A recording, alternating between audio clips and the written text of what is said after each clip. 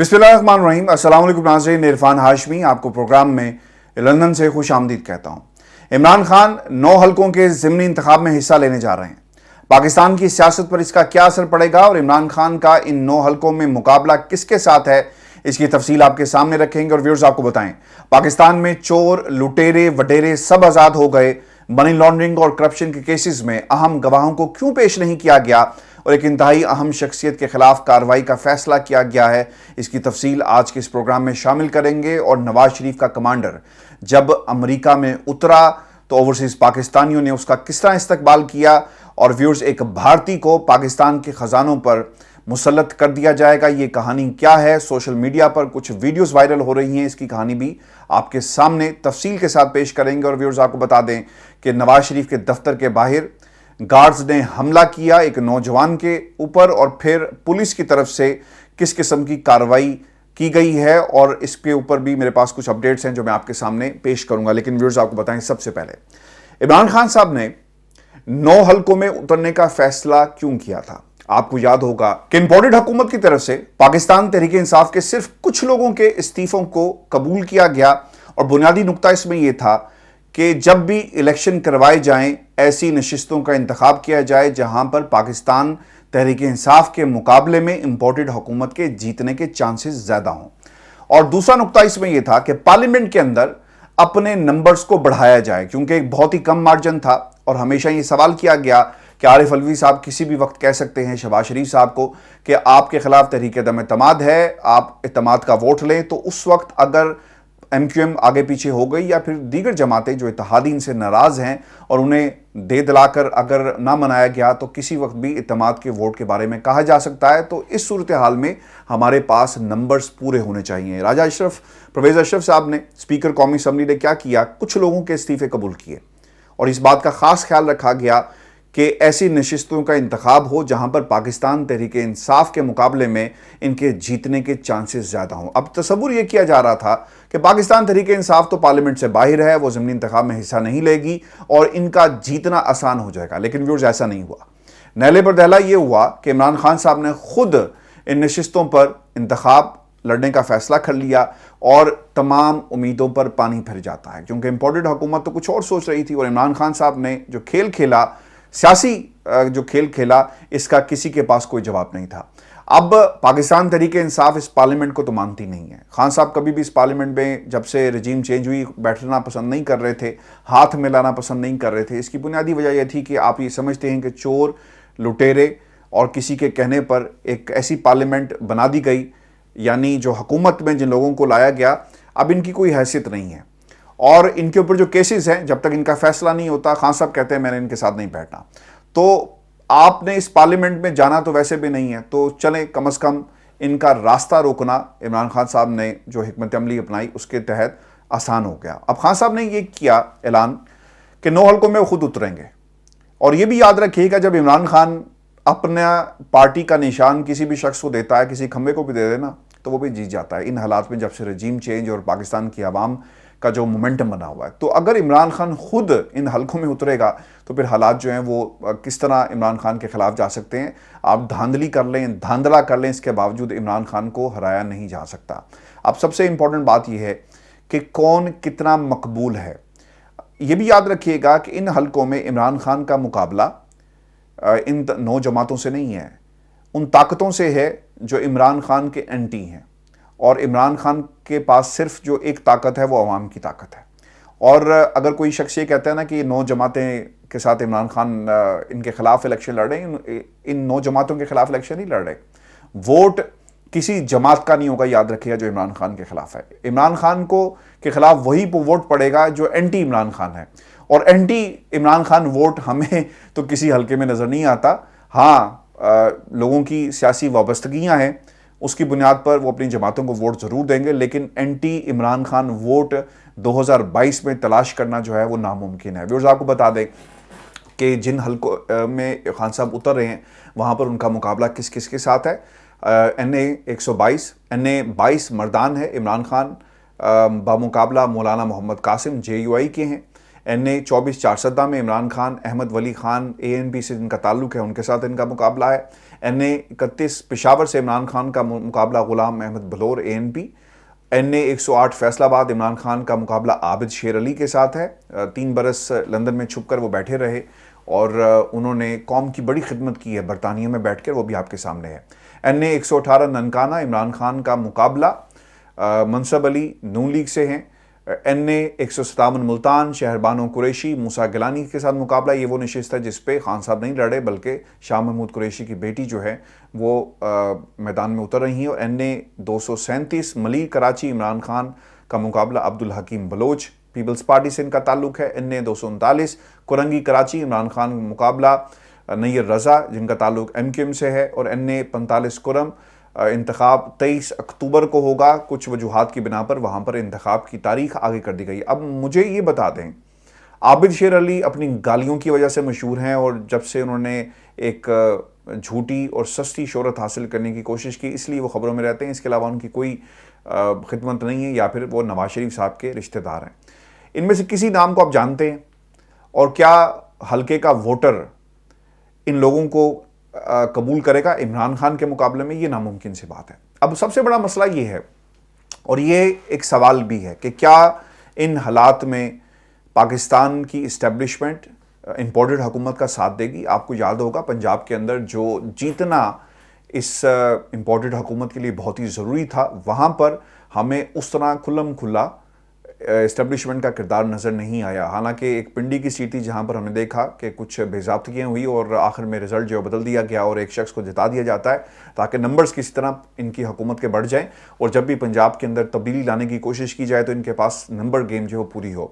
اس کے باوجود دھاندلی ہوئی, کوشش کی گئی اور دھاندلی کے باوجود پنجاب میں پاکستان تحریک انصاف جیت جاتی ہے, بڑے مارجن سے جیتی ہے. عوام نے عمران خان کے اوپر اعتماد کا اظہار کیا. اب ان حالات کے اندر جب عمران خان خود میدان میں ہوگا تو کیا پھر اسٹیبلشمنٹ یہ کوشش کرے گی کہ عمران خان کو ہرایا جا سکے؟ اور اگر کوشش کی بھی گئی تو وہاں پر PTI کے امیدوار میدان میں اترے ہوئے تھے, عمران خان صاحب خود نہیں تھے, اس کے باوجود جیت گئے.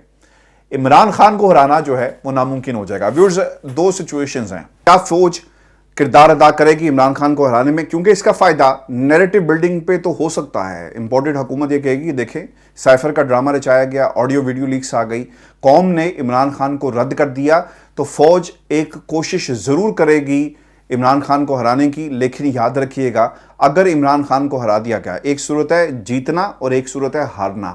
جیتنے کی صورت میں عمران خان صاحب کا بیانیہ ایک تگڑا بیانیہ ہوگا, اس کے بعد لانگ مارچ کا اعلان کر دیا جائے گا کیونکہ عمران خان کو ایک سپورٹ حاصل ہوگی پاکستان کے تمام حلقوں کی طرف سے. یعنی یہ جو 9 حلقے ہیں اگر آپ انہیں دیکھیں تو پورے پاکستان سے ایک سپورٹ عمران خان کے ساتھ جو ہے وہ کھڑی ہوئی نظر آئے گی عملی طور پر, کیونکہ فائنل ڈیسٹینیشن تو الیکشن ہی ہوتا ہے نا, اور اگر جو الیکشن میں جیت جائے تو پھر اس کا مطلب یہ ہوا کہ پاکستان کی عوام اسے ایکسیپٹ کر رہی ہے. جتنے مرضی بڑے جلسے کریں, جتنی مرضی بڑی ریلیاں کریں, لانگ مارچ کریں, سب کچھ کریں, ٹھیک ہے, لیکن فائنل ڈیسٹینیشن آپ کی انتخابات ہے. خان صاحب جیت گئے, نیریٹو بلڈنگ میں بہت امپورٹنٹ کردار ہوگا, اور اگر ہار گئے تو پھر بھی عمران خان صاحب کو اس کا فائدہ ہوگا کیونکہ اس وقت پاکستان کی اسٹیبلشمنٹ کا جو کردار ہے وہ کھل کر مزید سامنے آئے گا اور پھر خان صاحب نہیں رکیں گے. خان صاحب اگر انہیں ہرانے کی کوشش کی تو عمران خان زیادہ خطرناک ہو جائیں گے اور پاکستان کے طاقتور حلقوں کو سوچ سمجھ کر جو ہے قدم اٹھانا پڑے گا. لیکن میں آپ کو اپنی ایک اسیسمنٹ بھی بتا رہا ہوں اور پھر کچھ انفارمیشن کی بنیاد پر شاید کوشش یہ نہیں کی جائے گی کیونکہ سٹیکس اس وقت یہ نہیں ہے, اس کا کوئی امپیکٹ پاکستان کی پارلیمنٹ پہ نہیں پڑ رہا, کوئی حکومت نہیں چھن جانی کیونکہ حکومت آلریڈی ان کے پاس ہے. ہاں, نیریٹو بلڈنگ کی حد تک یہ کوشش جو ہے وہ ضرور کی جا سکتی ہے. اگر ضمنی انتخاب میں کھل کر بھرپور طریقے سے کوشش نہیں کی گئی تو میرا نہیں خیال کہ اس میں بھی کوئی کردار جو ہے وہ سامنے آ سکتا ہے. دونوں صورتوں میں عمران خان کی ویورز جیت ہوگی. آپ کو یہ بتاتے چلیں کہ پچھلے کچھ مہینوں سے آرمی چیف کی تقرری کا معاملہ اب ایک زور پکڑ گیا ہے. 3 سچویشنز تھی. آرمی چیف زرداری صاحب کا ہوگا کیونکہ وہ چاہتے ہیں کہ آنے والا جو کل ہے وہ بلاول بھٹو زرداری کا ہو. شہباز شریف ایک سینڈوچ بنے ہوئے ہیں, آصف علی زرداری فوج اور نواز شریف کے درمیان, اور پھر کس کی بات ماننی ہے. لیکن آرمی چیف امریکہ کا ہوگا یا آرمی کا اپنا, اس کا فیصلہ جو ہے ویورز جب آرمی چیف نے دورہ امریکہ کیا تو اس وقت ہو چکا تھا اور صرف اور صرف اعلان ہونا باقی ہے اور آرمی چیف جنہوں نے لگانا ہے اور جن کی مرضی سے لگنا ہے، یہ فیصلہ جو ہے اس دورہ امریکہ کے بعد جو ہے وہ کر لیا گیا ہے۔ اور اب آپ کو بتا دیں کہ ان حالات میں کچھ سٹیٹمنٹس جاری کی گئی ہیں خان صاحب کی طرف سے۔ وہ یہ کہتے ہیں کہ ہمیں اب فرق نہیں پڑتا پاکستان تحریک انصاف کو، کیونکہ اب تحریک انصاف کا نہ ہی یہ ٹارگٹ ہے کہ وہ اپنی مرضی کا آرمی چیف لے کر آئیں، اور نہ ہی اس کی کوئی کوشش اور نہ ہی کوئی گنجائش موجود ہے، کیونکہ جنہوں نے فیصلہ کرنا تھا انہوں نے کر لیا۔ اور فواد چودھری صاحب کا ایک سٹیٹمنٹ بھی سامنے آیا، وہ یہ کہتے ہیں کہ آرمی چیف کی تقرری کرنے والوں پر اعتراض ہے، آرمی چیف پر ہمیں جس مرضی کو آپ لیں، ہمیں اس کا کوئی نقصان یا فائدہ جو ہے وہ نہیں ہوگا۔ ویورز، خان صاحب کے پاس آپشنز کیا موجود ہیں؟ اگر کوئی یہ سمجھتا ہے کہ عمران خان کو کسی کی سپورٹ ملے گی اور خان صاحب الیکشن جیتیں گے یا الیکشن کا اعلان کر لیں گے، تو میرا خیال ہے کہ یہ دروازے بند ہو چکے ہیں۔ اب صرف اور صرف ایک راستہ رہ گیا ہے، کیونکہ پچھلے 10 دنوں کے اندر جب سے مریم نواز کو ریلیف ملنا شروع ہوا اور خاندان کے باقی لوگوں کو ریلیف ملا، NRO-2 مکمل ہو چکا ہے۔ صرف نواز شریف کو نکال کے NRO-2 مکمل ہو گیا ہے اور تمام ریلیف دے دیے گئے ہیں۔ اب عمران خان کے پاس کسی قسم کی کہیں پر سپورٹ نہیں، ایک سپورٹ بچی ہے، صرف ایک کارڈ بچا ہے، اور شیخ صاحب جو بار بار کہہ رہے ہیں کہ خدا را اب اس کا اعلان کر دیا جائے، چونکہ اس کے بعد اب ہم متحمل نہیں ہو سکتے، کیونکہ اگر یہ وقت بھی گزار دیا گیا تو پھر جن لوگوں نے بیٹھنا ہے وہ ہمیشہ کے لیے بیٹھ جائیں گے۔ وہ ہے عوام کی طاقت، عوام کی عدالت۔ آپ جتنے مرضی فیصلے عمران خان کے خلاف کریں، آپ جتنے مرضی ججز کو ڈکٹیٹ کریں، ڈکٹیشن دی جائے اور فیصلے اپنی مرضی کے کروا لیں، پاکستان کی تاریخ ان لوگوں کو معاف نہیں کرے گی اور نظام معاف نہیں کرے گا۔ مشرف صاحب نے NRO دیا، آج تک قوم نہیں بھولی، اور آج بھی مشرف کو کوئی اچھے الفاظ میں یاد نہیں کرتی۔ اور جن لوگوں نے اس خاندان کو ریلیف کیا، اس کے بارے میں خان صاحب کی ایک سٹیٹمنٹ آج جاری ہوئی، جس میں کہتے ہیں کہ جو بھی ان چوروں کو NRO دے رہا ہے وہ اس ملک کا غدار ہے۔ اب پوری قوم کو معلوم ہو گیا کہ غدار کون ہے اور کن لوگوں کو ریلیف دیا گیا اور کن لوگوں کی طرف سے ریلیف دیا گیا۔ خان صاحب یہ کہتے ہیں کہ اگر مجھ پر مقدمات بنائے اور جیلوں میں ڈالا تو میں زیادہ زور سے مقابلہ کروں گا، کرپٹ ہوتا تو آج دم دبا کر نواز شریف کی طرح ملک سے بھاگ جاتا، چیلنج کرتا، وزیراعظم نے اتنا پیسہ نہیں بچایا جتنا میں نے بطور وزیراعظم بچایا۔ یہ بات میں آپ کو پہلے بھی بتا چکا ہوں کہ کہیں نہ کہیں سے یہ آفر عمران خان کو کروائی گئی تھی کہ آپ ملک سے باہر چلے جائیں، جب حالات ٹھیک ہوں گے تو واپس آ جائیں، چونکہ خطرہ بھی یہ لگ گیا ہے کہ ادھر سے تحریک چل رہی ہوگی اور اس تحریک کو دبانا مشکل اس لیے بھی ہو جائے گا کیونکہ یہ ایک جینوئن تحریک ہے جس میں عمران خان کو پاکستان کی عوام کا ساتھ ہے۔ یہ کسی کے کہنے پر بچوں کو لے کر باہر نہیں نکلے مدرسے کے، یا کسی کی فنڈڈ تحریک نہیں ہے، بلکہ یہ پاکستان کی عوام عمران خان کے ساتھ کھڑی ہے اور ایک جینوئن تحریک ہے۔ یہ قیمے والے نانوں پہ تحریک نہیں چل رہی، بریانی کی پلیٹوں پر تحریک نہیں چل رہی، کسی کے کہنے پر بسیں بھر بھر کے نہیں لائی جائیں گی، اساتذہ نہیں اس میں آئیں گے، بلکہ عوام اپنی مرضی سے اس تحریک میں شامل ہو رہے ہیں۔ تو یہ خطرہ ہے جو ان لوگوں کو لگا ہوا ہے، اور جس طرح خان صاحب نے کہا کہ قوم ایسے کرداروں کو کبھی معاف نہیں کرے گی، ویورز اس کا احتساب ضرور ہوگا۔ پاکستان میں جس طرح اس خاندان کو ریلیف ملا نا، ایسا صرف فلموں میں ہی ہوتا ہے کہ ایک دم سے گیم الٹ جاتی ہے، گواہ پہنچتے نہیں ہیں راستے میں۔ آپ نے اکثر دیکھا ہوگا کہ گواہ کو پولیس والا گرفتار کرتا ہے اور اسے عدالت میں پہنچنے نہیں دیا جاتا، اور جو سیکوینس ہے فلم کا، وہ گھڑی جو ہے بار بار جج صاحب بھی دیکھ رہے ہوتے ہیں، وکیل بھی دیکھ رہے ہوتے ہیں، اور وکیل صاحب کہتے ہیں کہ جج صاحب صرف 5 منٹ اور دے دیں، اور پھر وہ فون کرتے ہیں باہر جا کر، کہتے ہیں کہ کہاں تم رہ گئے؟ وہ کہتا ہے کہ مجھے چوروں نے گھیر لیا، مجھے عدالت پہنچنے نہیں دیا جا رہا۔ تو یہ ایک فلمی سین ہوا، گواہ پہنچے نہیں، اور گواہوں کے بارے میں یہ کہا جا رہا ہے کہ جناب ان کے بیانات کو توڑ مروڑ کر پیش کیا گیا۔ ارے بھائی، وہ پیسہ کہاں پر ہے؟ جو کیش بوائز تھے وہ کس کے اکاؤنٹ میں پیسہ ڈالتے رہے؟ یہ بڑے سنجیدہ سوالات ہیں جس کا جواب جو ہے وقت آنے پر ملے گا۔ حکومت بدلے گی، میں آپ کو بات بتاؤں، لوگ یہ سمجھ رہے ہیں نا کہ یہ سب کچھ کلین چٹ مل گئی، یہ کیس کبھی بھی کھل سکتا ہے، یاد رکھیے گا۔ اس کیس کو کوئی اگر یہ سمجھتا ہے نا کہ دبا دیا گیا اور عدالت کا فیصلہ آ گیا، اس کے اوپر باقاعدہ دوبارہ بھی کارروائی ہو سکتی ہے اگر لوگ سے سمجھتے ہیں کہ یہ ٹائم بار ہوگا، نہیں ہوگا، فیوچر میں یہ کیس دوبارہ ویورز کھل سکتا ہے، اور عمران خان کی اگر حکومت آئی تو دوبارہ اس کیس کو کھولیں گے۔ میں آپ کو یہ بتانا چلوں کہ کچھ امریکہ میں بھی خبریں ایسی آ رہی ہیں، اسحاق ڈار صاحب وہاں پر پہنچے ہیں، اوورسیز پاکستانیوں کو غم و غصہ ہے، کس طرح ان کے حقوق پر ڈاکہ ڈالا گیا، ان کے ووٹنگ رائٹس کو ختم کر دیا گیا، اور اب اس میں لوگ احتجاج کر کے اپنا غم غصہ نعرے بازی کر کے برا بھلا کہہ کر جو ریزنٹمنٹ ہے، جو غم غصہ ہے، اس کا اظہار کر رہے ہیں۔ اگر آپ اس طرح عدالتوں کے ذریعے ریلیف لیتے رہیں گے, ڈکٹیشن کے ذریعے ریلیف لیتے رہیں گے, تو لوگ آپ کو جہاں بھی آپ گزریں گے آپ کو چور چور کا نعرہ جو ہے وہ سننا پڑے گا. امریکہ ہو لوگ آپ کو چور کہیں گے, برطانیہ ہو لوگ آپ کو چور کہیں گے, اور وہاں پر بھی یہی کچھ ہوا. یہ باہر آئے تو ایک صاحب جو تھے وہ آگے بڑھے اور انہوں نے ان کو جھوٹا کہا, ان کو برا بھلا کہا, گالم گلوچ وہاں پر ہوئی, اور پھر کچھ لوگ جو ان کے ساتھ تھے ان کی پکچرز بڑی واضح ہیں, گالیاں نکالتے ہوئے آگے بڑھ جاتے ہیں. تو یہ حالات تو اسی طرح کے ہیں. اب جو سب سے خطرناک بات ہے نا, عام انتخابات میں جب یہ لوگ عام اپنی کیمپین کر رہے ہوں گے تو پھر لوگ ان کے بارے میں کیا کہیں گے, یہ سب سے انٹرسٹنگ فیکٹ ہے. کس قسم کی سیکیورٹی, اگر آپ کے 200 ممبران جن کو آپ ٹکٹ جاری کریں گے وہ انتخاب میں اترتے ہیں تو آپ کو خیال رکھنا پڑے گا اپنی سیکیورٹی کا, اپنے ساتھ اضافی نفری لے کر چلنا پڑے گی, کیونکہ لوگوں نے آپ کو آپ کے ملک کے اندر, آپ کی کنسٹیٹوئنسی کے اندر جو ہے وہ چور چور کے نعرے لگانے ہیں آپ کے خلاف, اور اس نام سے آپ کو پکارنا ہے. عابد شیر علی صاحب کمپین کریں گے تو دیکھتے ہیں کہ ان کے بارے میں لوگ کیا کہتے ہیں. یہ بھی بڑا انٹرسٹنگ ہے کیونکہ ان کا مقابلہ عمران خان صاحب کے ساتھ ہے, اور یہ بڑا انٹرسٹنگ مقابلہ اس لیے بھی ہوگا کیونکہ انہوں نے اس سیٹ کو عمران خان سے چھیننے کی اور عمران خان کو ہرانے کی اس پہ میری اطلاعات کے مطابق بھرپور کوشش کی جا رہی ہے, اور کچھ لوگوں کو اس حوالے سے تنظیم سازی اور منظم طور پر جو ہے متحرک جو ہے وہ کر دیا گیا ہے.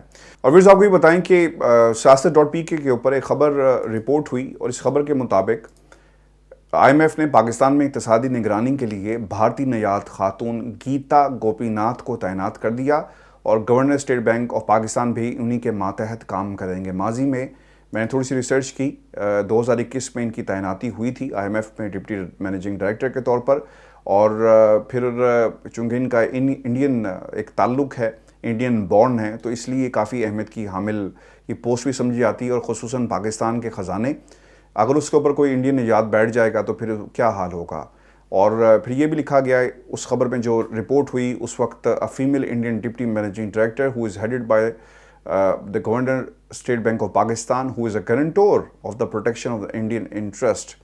اب یہ باتیں اس وقت میڈیا کے اندر رپورٹ ہو رہی ہیں, اور اسحاق ڈار صاحب امریکہ میں موجود ہیں جہاں وہ ان سے نیگوشیشنز کریں گے. اب دیکھنا یہ ہے کہ یہ گوپی ناتھ سے نیگوشیشنز ہو رہے ہیں یا کوئی اور شخصیت جو ہیں نیگوشیشنز کریں گی, اور پاکستان کو کس قسم کا ریلیف ملتا ہے. یعنی آپ کے خزانوں کے اوپر ایک ایسی شخصیت بیٹھی ہیں جس کا اوریجن جو ہے وہ ملک ہے جن کے ساتھ ہم ہر وقت جو ہے کانفلکٹ کے اندر رہتے ہیں. ویورز آپ کو بھی بتاتے چلیں, برطانیہ میں 2 روز پہلے جو کچھ ہوا اس کی حقیقت آپ کے سامنے آ گئی. لیکن آپ کو یاد ہوگا کہ یہ جو 16 سالہ نوجوان ہے, اس کے اوپر ان کی لڑائی ہوئی تھی نواز شریف کے کچھ گارڈز کے ساتھ ماضی میں, آپ کو یاد ہوگا, اور ان گارڈز نے ٹیلی فون مارا.